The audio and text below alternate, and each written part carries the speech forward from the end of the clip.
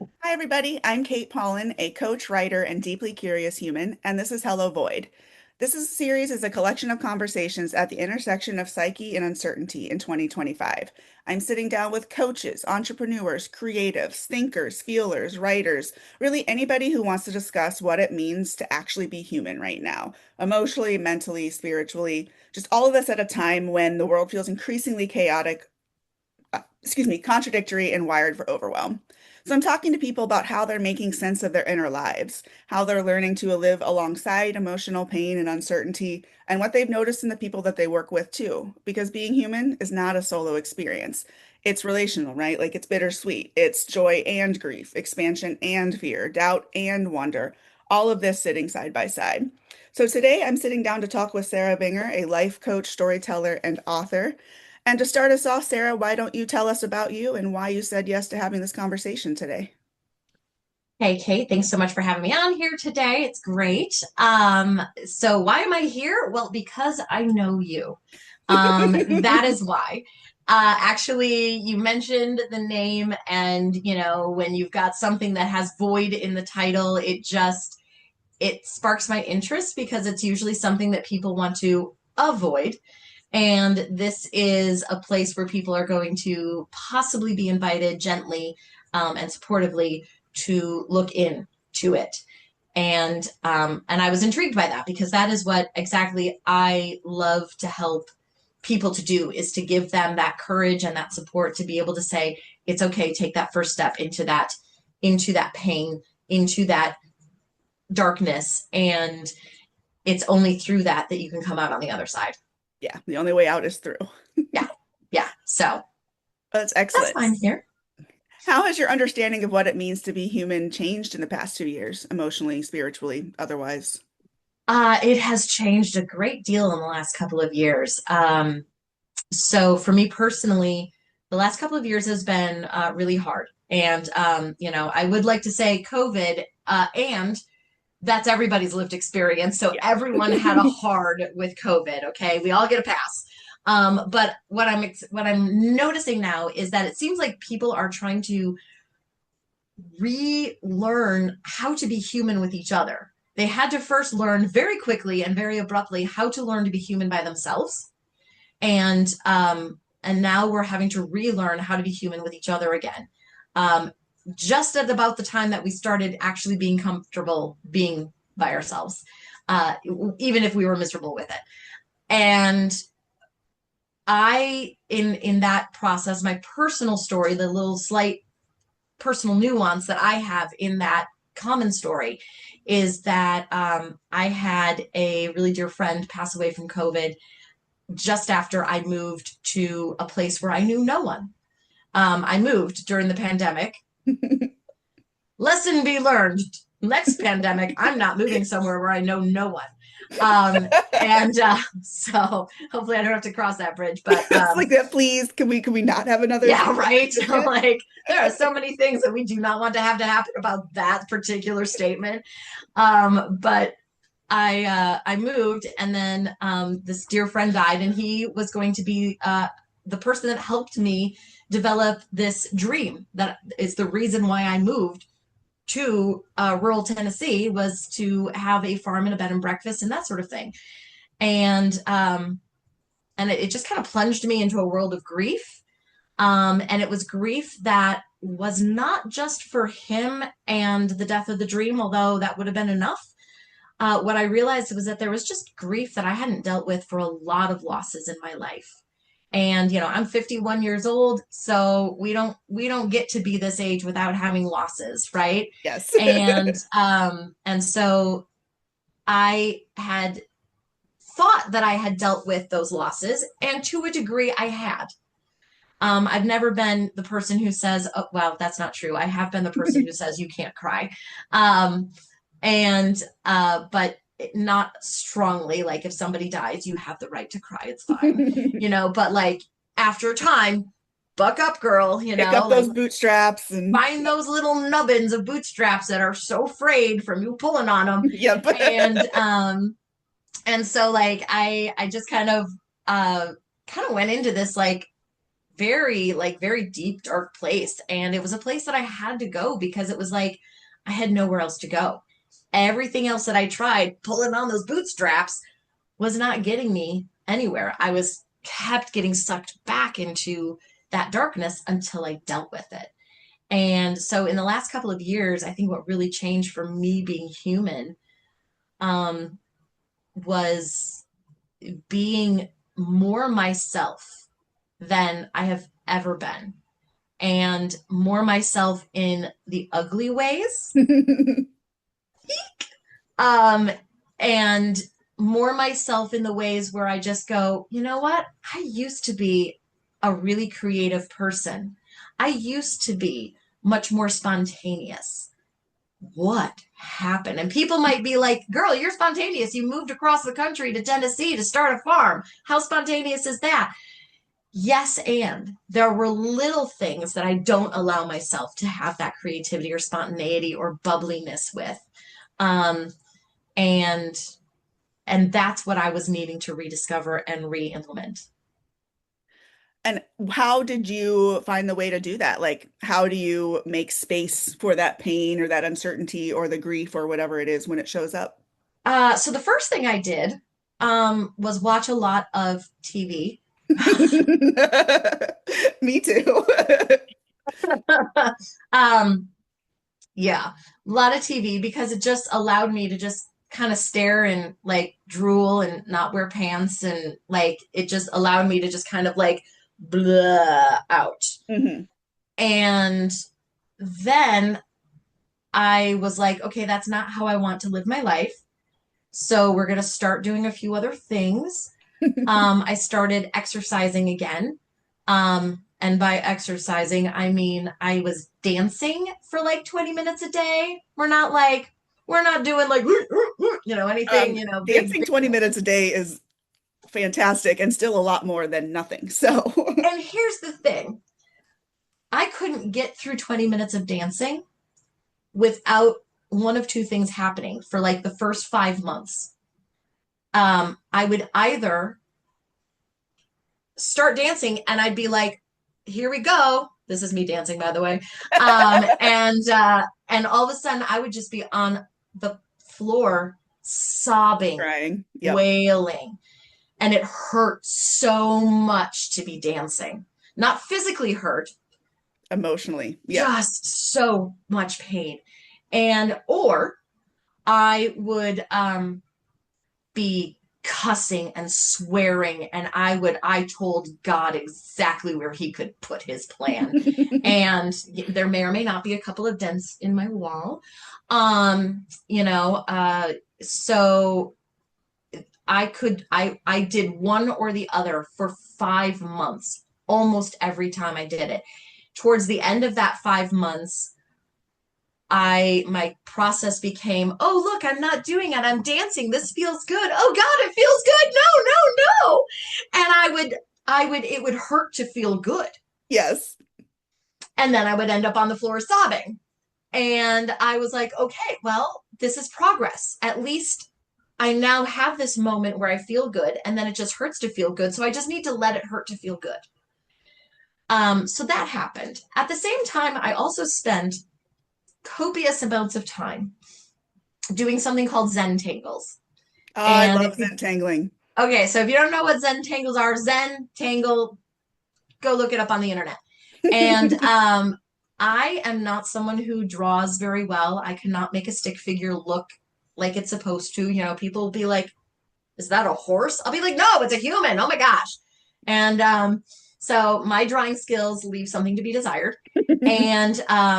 And yet this Zentangle gave me the structure to simply draw these lines, and now mindlessly or mindfully, because they almost can be one and the same in some Two sides of the respects. same coin. Yep. Draw this repetitive geometric pattern, and it it literally, like, I was like, this is so aptly named because I felt as though my brain was so tangled up that it needed to like figure out how to untangle and spread out. Like I kind of thought of it as like the necklace that you throw in your jewelry box, and then like 5 years later you pull it out and somehow it has contorted itself into like every knot.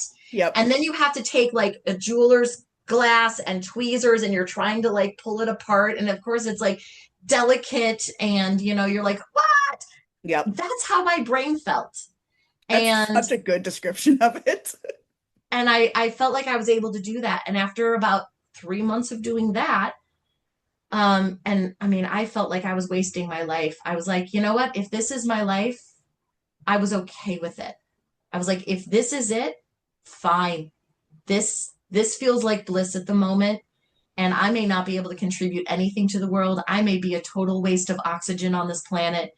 Like, honestly, and you know what? If somebody wants to take me out, that's fine, but I'm not going to actively do it because I don't have the energy. And like I just was like, great. If I wake up in the morning, I'm going to do Zentangles, and that's what I'm going to do because that's all I had the energy for. And by the end of that detangling of my brain, I started realizing, okay, it's time to stand up again. It's time to start moving. It's time to do something. And I didn't know what I wanted to do. So I started the Facebook group, which I think you'll mention later. But I started a Facebook group, the Inner Harmony Hub, that's kind of a positive place in the doom scrolling of Facebook, for anyone that's feeling like they need a little positivity or encouragement. And I started that. Ironically, I started it at about the same time that Hurricane Helene came through my neck of the woods and kind of really did a number in my area. I was fine. My property was okay. But I saw a lot of destruction and people were kind of ripped back to Maslow's hierarchy level 1, where they were like, I have no clean water. There is sewage in my house, all the things. So it kind of was this reminder that it's like, okay, this is life.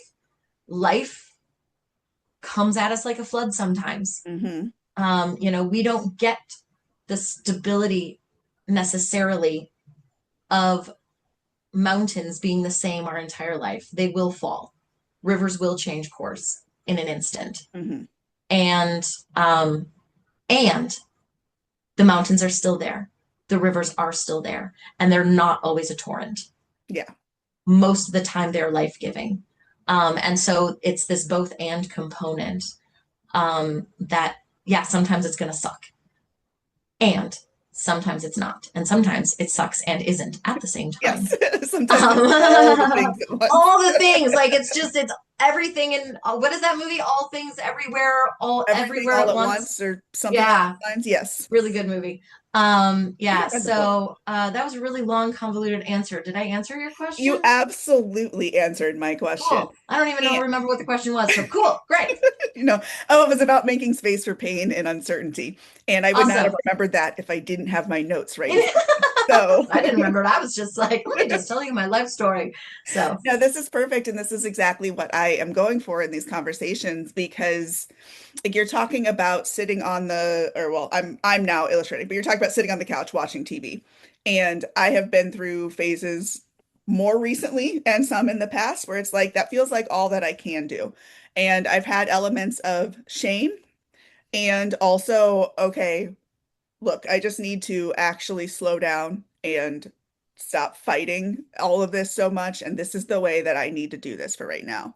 yeah. So then I'm in a position to decide, okay, you know what? This isn't actually what I want for my life. I don't want just to spend my life on the couch watching TV. So now I'm going to start trying to choose something else. Right. And I think it's amazing that you stuck with the dancing and all that for 5 months. Like that really does take a lot of courage. I know that people don't necessarily think of courage when it comes to facing your emotions, and I think that's the epitome of courage. Biggest part of courage, actually. Yeah, because otherwise bravery just ends up looking, courage. Look, I'm jumping out of a perfectly good airplane. Nothing against jumping out of a perfectly good airplane. I would do it. I almost did a couple of years ago, just on a whim because I was there. But like there's nothing against it. And if you're like, must do because like it is that because are you doing that and dealing with emotions? Are you, or is that the way that you prove to yourself that you are brave? Is that the way that you prove to others that you are good enough, or um, whatever Worthy the enough or phrase is, whatever it is. Yeah. right? Whatever, fill in Yeah. the blank. Or is it And something you're doing as a way to avoid having to feel something else? oh, ding, ding. Yeah, I mean, I went and hiked the Appalachian Trail 10, 11 years ago, and oh God, almost 12 years ago. And you know, everybody was always like, you're so brave, you did that. Oh my gosh, you know. And it was very purposeful and meaningful for me to do it. I'm very glad that I did it. I was not running from anything. Yeah. I, to the best of my knowledge, I was not running from anything. When I got Consciously. consciously, and I honestly, even unconsciously, I don't think I was. I think that was Yeah. a very, like, that was exactly what I was supposed to do at that moment in time. Um, I might find out I'm wrong someday, who knows? But after that, I tell you what, I very quickly got into the trap of being like, well, now everybody thinks I'm cool. What other cool thing can I do to maintain this idea that people think I'm cool? Oh, well, now I better go hike the Camino. Well, I better go be a tour director. Oh, I better to go do something cool. And that's when I started running. Mm-hmm. And exactly what I examined in myself before I hiked the trail, that was like, am I just running away from something? Is this just an escape? And to the best of my knowledge, I was like, no, this isn't. Great, I'm going to go do it because it's something I had wanted to do for a long time. I fell into the trap. I fell into that pattern of, well, now people think I'm cool. I got the validation. I got the, this is what people think gives me value. Mm-hmm. And I had to, I mean, it took 10 years for me to stop fighting enough to be like, screw it. If you don't think I'm good enough by sitting on the couch and watching reruns of The Walking Dead, I ain't got time for you. Yep. That's your prerogative, and I'm still here watching The Walking Yep, Dead. exactly. So And I've watched The Walking Dead quite a few times. So what do you think people are really longing for right now?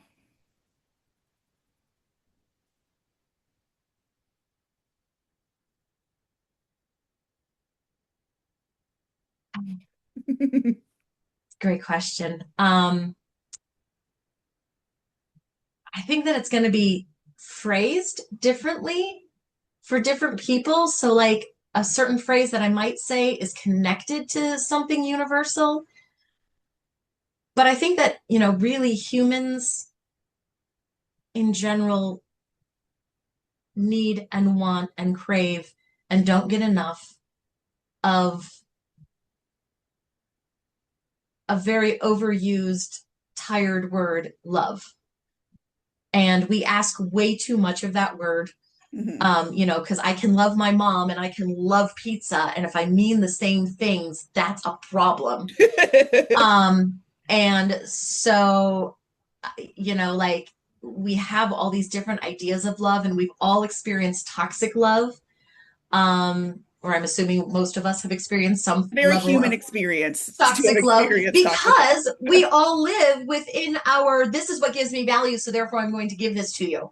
We're not living in our brave, authentic self that is like, you know, this idea of like, am I running, am I not? Oh, I'm not. Okay, great.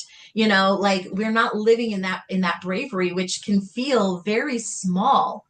You know, like, my bravery is to sit and watch reruns of The Walking Dead. Like, seriously, I mean, I seriously. can't even watch The Walking Dead because I don't like all of the zombies and such, so it kind of is brave in my I mean, world. So there you I go. see it as a comedy most of the time. It's really more of a comedy to me. I'm always like, this is, you see how they killed that guy? It was hilarious.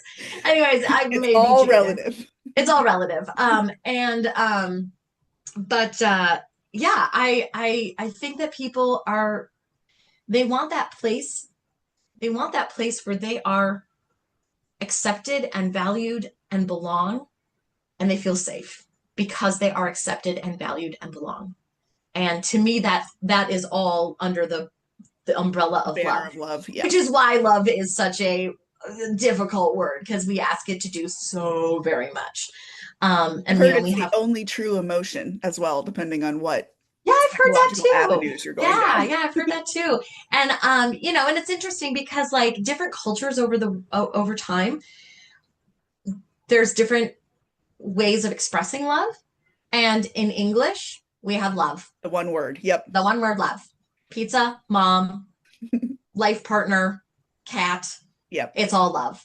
And in other cultures, I'm thinking of Greek because I used to speak, it was biblical Greek, but like back in the day, translated that, and they have 6 words to describe like lust love, Agape is brotherly love, isn't it? love. Agape is divine, and actually was interesting because in Greek culture, sorry, this is No, very I'm here not for this. human, Let's but go.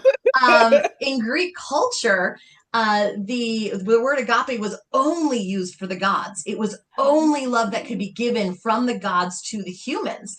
And then when the New Testament got a hold of it, or when Paul got a hold of it, and he used agape in the Bible, in the New Testament, which we can have all kinds of conversations because I know there's all kinds of layers of controversy and all of that, but just go with me on just a little tiny thing.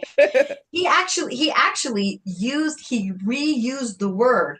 He took it and redefined it because humans were never able to do agape in the Greek mindset. It was Yeah. only gods to humans. And so when Paul took it and he was like, agape one another, he also said phileo one another, which was brotherly love. Yeah. But he's like, agape one another. And so suddenly we can have divine love on a human to human level, or from a human to divine level, not just divine to human. And I think that's a huge shift. And you can be Yeah. like, oh God, that's appropriation or whatever. But you know what? We redefine words all the time. All the So, time. I mean, sick used to mean that you were, sick. And now it's like, well, and then 20 years ago, sick became, oh man, that's Really so cool. sick. And I have no idea what it means I now. I hate to break it to you. I think that was more than 20 years ago now. Kate, I'm freaking old, okay? I am old. I have no idea what time. I have been doing nothing but watching Walking Dead. So, okay. You know, I've lost some time in my life. what about for you? Like when I'm hearing you say these things, what I'm also getting is perhaps people are longing for that love for and within themselves. Yes. Yes. And I think that's we're not guaranteed love from anyone else because humans are are we all have these other things that come in the way of being aligned with our very core inner being. And so the more that we can be aligned with the fact that we love ourselves, that I fully accept myself sitting on the couch, Yep. zen tangling, doing absolutely nothing, putting a hole in the wall on occasion, and And I then take learning how to repair drywall.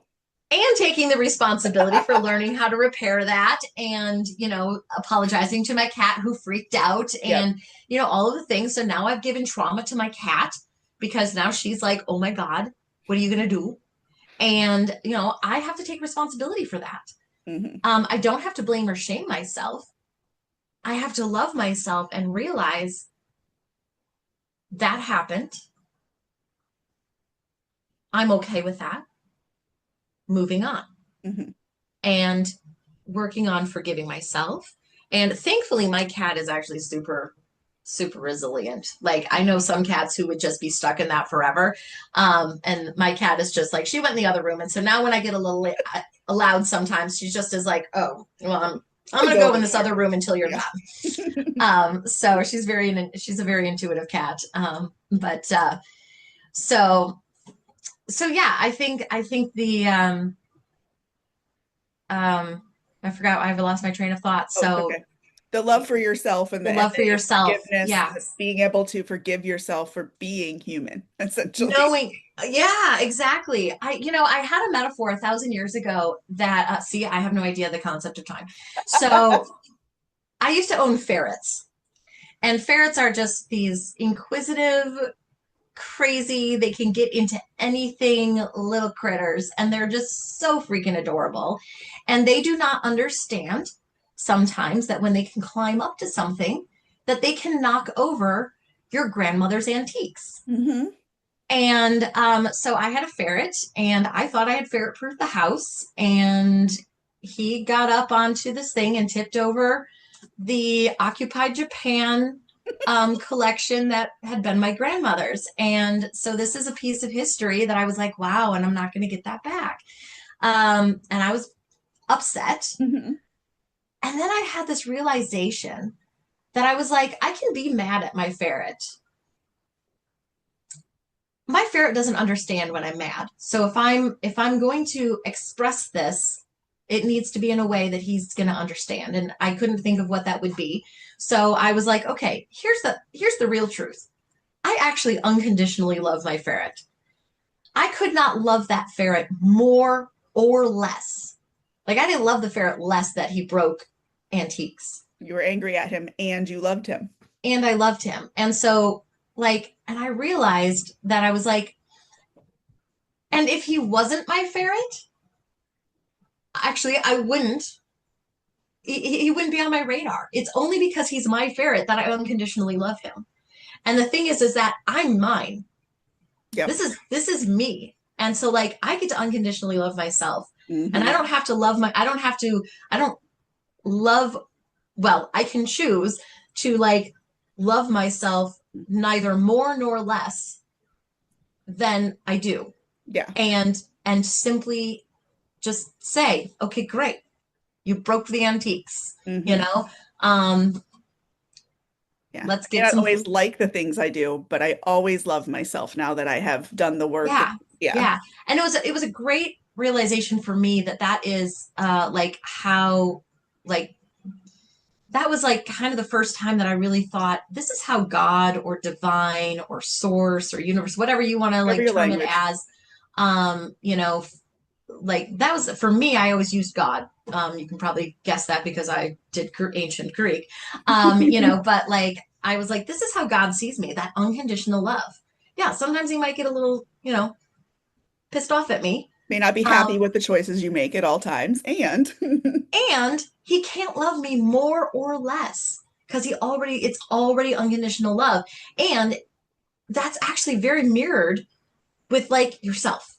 So like if you're not like into the divine, like that's within you as well. That ability to just unconditionally love yourself is that divine, is that connection of of something. You are your own greater than you. that is the agape almost. That is the agape. Yes, thank you. Um, so yeah, I there you go. Well, you had mentioned your Facebook group, the Inner Harmony Hub, Oh and yeah. I will be adding a link for that in the show notes as your gift for people. And within the group, you had mentioned to me that there's something else that people can download. Do you want to talk about that? Yeah, so when I first started it, I was talking about I did a Facebook series. So I do Facebook Lives every week, and oftentimes they're series, sometimes they're standalones. But I did a series that was on the 9 environments of you. So we talk about feeling like we're isolated as human experience, like no one understands me, no one has been through what I've been through. My Um, inner teen and its angst. Yes. right. We just want to be so special in our misery, and but there's different frameworks for this, but the one that I kind of landed on for that moment was the 9 environments. There are 9 environments that all of us share. We all have a body. There you go. Ain't none of us not have a body. Some of us have different bodies. Some of us, have unique things within it, but we all have a body, and it's like 99% the same. We all have to deal with our relationship with money. We all have to deal with our relationship with our close friends and family, our lovers. We have to deal with like our network, the people who love us and like us on our socials, whatever, or hate us. We have to deal with all of these environments that are the same to every human. And so there's 9 of them. And so I wrote a little ebook, and like I said, I think it's 30 some pages long, not detail oriented enough to remember. And it's just giving some tips and techniques and some journal prompts about how to help you think about each one. And just that invitation that if you're like, I really don't like how my finances are right now, you can kind of take a look and see if there's anything that floats your boat on like, well, maybe I can try this.